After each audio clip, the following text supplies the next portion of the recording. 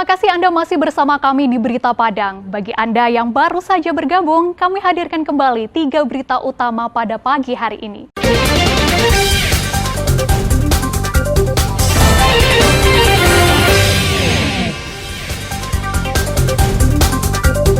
Tiga pasang calon bupati wakil bupati Pasaman cabut nomor urut.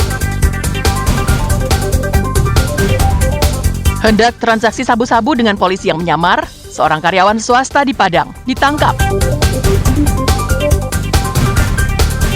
Anggota kelompok penyelenggara pemungutan suara jalani tes kesehatan.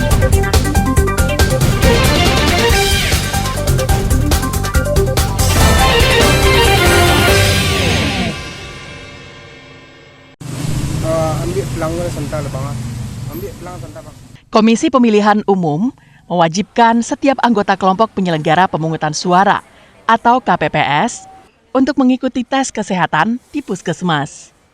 Pantauan di Puskesmas Alai, hari kedua dibukanya tempat pemeriksaan kesehatan bagi anggota KPPS masih terlihat sepi. Hanya terlihat beberapa orang calon anggota KPPS yang memeriksakan kesehatannya. Kepala Puskesmas Alai mengatakan, sejak tanggal 22 September hingga tanggal 28 September mendatang, pihaknya telah menyiagakan 6 staf puskesmas setiap hari. Tenaga medis yang disiagakan terdiri dari dokter, perawat, dan bidan. Berdasarkan koordinasi KPU dengan Dinas Kesehatan Padang, ada 10 item yang wajib diperiksa. Di antaranya tes tekanan darah, gula darah, dan kolesterol. Untuk pemeriksaan kesehatan itu, peserta diwajibkan membayar senilai Rp75.000 per orang, sesuai dengan peraturan pemerintah Kota Padang. Untuk mendaftar KPPS. KPPS, Terus untuk ngecek kesehatan, jadi salah satunya tuh syaratnya adanya surat kesehatan dari Puskesmas, yaitu tuh kita ngecek gula darah sama kolesterol. Syarat wajibnya untuk mendaftar KPPS. Ada sendiri KPPS-nya di mana? Di Puskesmas Alai, di Alai Parakopi. Salah satu syarat untuk pendaftaran itu adalah berbadan sehat dan pemeriksaan gula darah dan kolesterol. Itu dilakukan instansi yang sudah terakreditasi. Nah, Puskesmas di Kota Padang semuanya sudah terakreditasi.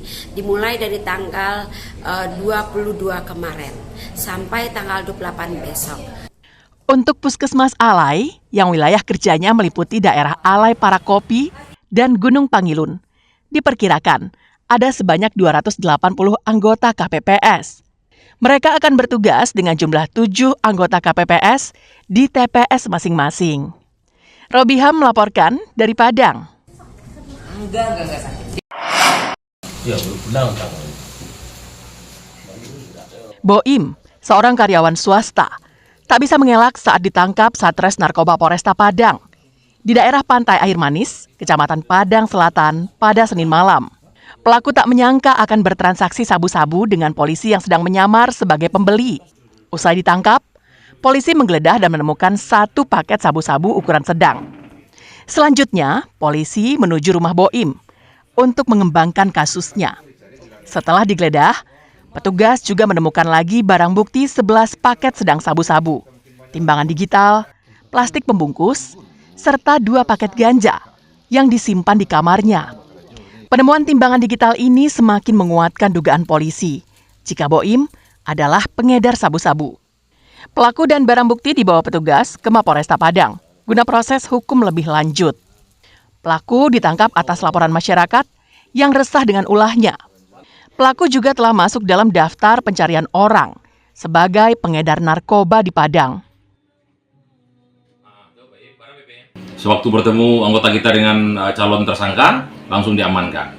Setelah bertemu diamankan, dilakukan penggeledahan. Di tangan tersangka ditemukan 1 paket narkotika jenis sabu. Setelah itu kita kembangkan ke rumah tersangka. Alhamdulillah di rumah tersangka kita berhasil menemukan ada 11 paket sabu lagi dan 2 paket narkotika jenis ganja. Ini BB-nya ada 2 macam. Ya ini udah lama udah jadi target kita juga dan alhamdulillah udah bisa kita amankan sekarang. Pelaku dijerat dengan Undang-Undang Nomor 35 Tahun 2009 tentang penyalahgunaan narkotika dengan ancaman hukuman maksimal 12 tahun penjara. Alfi melaporkan dari Padang.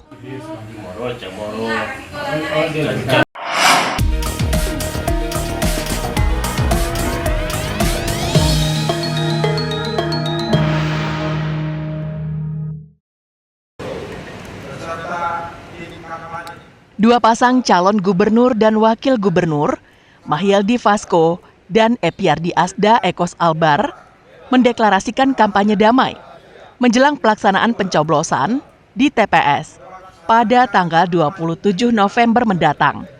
Deklarasi dipandu oleh Ketua KPU Sumatera Barat Surya Evi Trimen dan disaksikan oleh Kapolda Sumbar di halaman Mapolda Sumbar Selasa pagi. Kedua pasang calon gubernur, wakil gubernur, beserta partai pengusung dan simpatisannya berjanji akan melaksanakan kampanye yang bermartabat, tidak menyinggung SARA, tidak menyebar hoaks, dan tidak melakukan politik uang. Tujuannya tentu kita ingin melanjutkan bagaimana proses pelaksanaan pemilu 2024 14 Februari yang lalu di Sumatera Barat dengan dukungan seluruh stakeholder terkait, terutama Pak Kapolda waktu itu, sehingga kita bisa melakukan pemilu secara sukses dan damai. Harapan kita tentu pilkada kita juga berlangsung lebih baik, lebih sukses dan juga bermartabat. Usai membacakan deklarasi kampanye damai, kedua pasangan calon gubernur wakil gubernur itu membubuhkan tanda tangannya di papan yang telah disediakan sebagai bentuk komitmen untuk melaksanakan hal-hal yang sudah dideklarasikan. Ya, dan kemudian juga kita sudah menandatangani tadi, mudah-mudahan sebagaimana harapan daripada Pak Kapolda, kemudian juga Ketua KPU, bagaimana apa yang sudah kita sepakati dapat kita pedomani, ya, menghindari yang namanya SARA, kemudian juga menghindari pelaku-pelaku ancaman dan yang lainnya. Saya kira ini suatu hal yang harus kita pedomani. Dan kita juga harus bisa melihat situasi dan kondisi. Kita juga perlu bereforia, kita perlu juga bergembira. Maka ya saya berharap jangan sedikit-sedikit orang HPP dikatakan rusuh, nggak ada itu. Hak rakyat untuk menentukan pilihan, rakyat mau bergembira.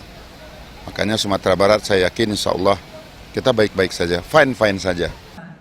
Ketua KPU mengingatkan, jika terjadi perselisihan hasil pilkada dan pelanggaran administratif, maka harus dibawa ke Bawaslu. Jika ada pelanggaran hukum, maka hal itu juga dibawa ke Bawaslu, yang di dalamnya ada Gakumdu yang menangani persoalan hukumnya. Laude Johardio Anse melaporkan dari Padang.